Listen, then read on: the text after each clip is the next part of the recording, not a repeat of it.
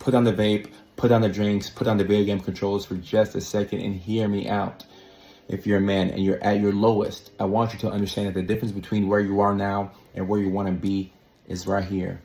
It's right here. It sounds annoying and it sounds cliche, but I can tell you as somebody who grew up extremely poor, Section 8 housing, food stamps, Nashville, Tennessee, ADHD, had all the odds stacked up against me. Didn't get into any of the schools I applied to when I first applied to college, but I still made it. I sit here today, we just crossed over 2 billion views on social media in the year 2025 alone. 2 billion views. I had over 5 million followers combined on the major platforms and over 200 million monthly views. And I say all that to say that you can do it too. I promise you can do it. The issue is, instead of looking at your goals, you're focusing on your obstacles. You're looking at your current situation. When you can't see past your current situation, it becomes very difficult to dream. And I understand that. So we have to get out of survival mode. So here's what you're going to do step by step, and we're going to change our lives. Number one, you have to get a routine. A routine is going to help you regulate your mood and help you regulate your emotions. It's pretty hard to have a routine without a job. You need a job. I don't care how much money you make. You don't have to make the most amount of money in the world, but you do need a job, a routine, a schedule. This will help you tell the difference between a Tuesday and a Saturday. The days won't start to run together. Another key benefit of having a job is that you make money. And that's probably the most important part of having a job, because we got to get our funds up, right? When you make money, the likelihood that you will act recklessly and that you will crash out lowers the more money you make, because now you have things to lose. So when you're making money and you're gainfully employed, there are certain things that you just won't do. However, when we're in between jobs or when we're unemployed, the likelihood that we'll take chances and we'll crash out and that we'll do risky things that we wouldn't otherwise normally do is pretty high. So we want to bring that to a minimum. Once you have a job, you don't have to rush straight into entrepreneurship and spend the hours of 5 to 11 p.m. working on some business or something like that. We don't have to do that. If you want to do that, great, but we don't have to do that. But what we do have to do is we have to start dreaming. And we can do this by writing, taking the pen to the paper and writing. I want you to write out the perfect day. Don't take into account how much money you have, your financial situation, where you're living. Don't look at your current situation.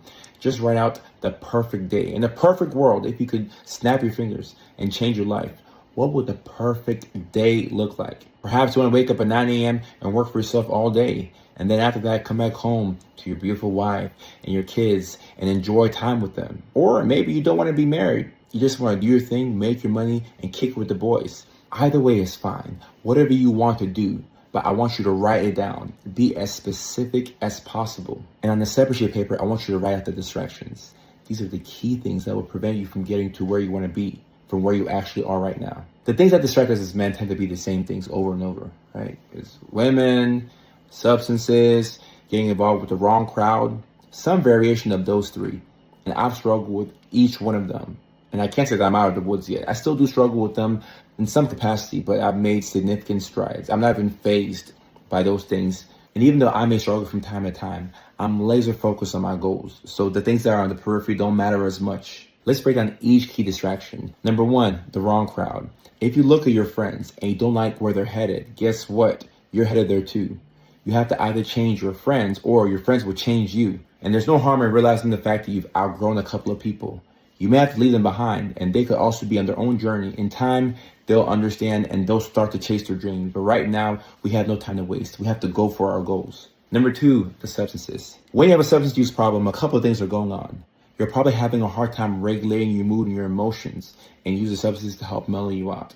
At the same time, you may not like how your actual life is, so you create a new world for yourself, and you submerge yourself into the substances where things don't hit you as much. You've numbed yourself to all of the pain and the realities of how harsh and how bad your life is. Your life sucks, and because you can't change things overnight, you just get drunk or you get high, because that way you feel better about your situation. Any progress made in this department is a victory. You can't judge yourself. You have to be your own biggest cheerleader. And number three, the biggest distraction of them all, women. And women in general are the best thing about life.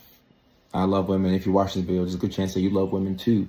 But when they're not placed in the right categories and the right buckets in our life, they can be a distraction. And this has less to do with them, but more to do with us. Additionally, if you're not where you want to be in life, or if you're not making major strides towards the person that you want to be, there's not much that you can do for a woman. And when we're down and out, this is when we're the most insecure. We're worried about what that woman is doing when she's not with us. Is she talking to somebody else? Is she flirting with another person? Does she have a backup guy in mind that she wants to replace us with one day? At one point, I felt all those emotions, and my biggest fear was that the lady that I was dating would go and hook up with somebody else.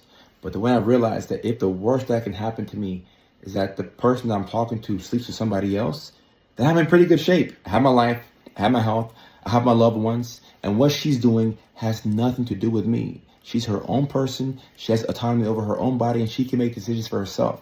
And likewise, I can do whatever I want for myself. You've got to understand that this is not going to be easy. In order for you to become the man that you want to become, it's going to take every single thing. However, you have to count the small wins. You have to give yourself credit, and you have to be your own biggest cheerleader. And as you start running towards your goals and your hopes and your dreams, chances are you'll find other guys who are doing the same exact thing.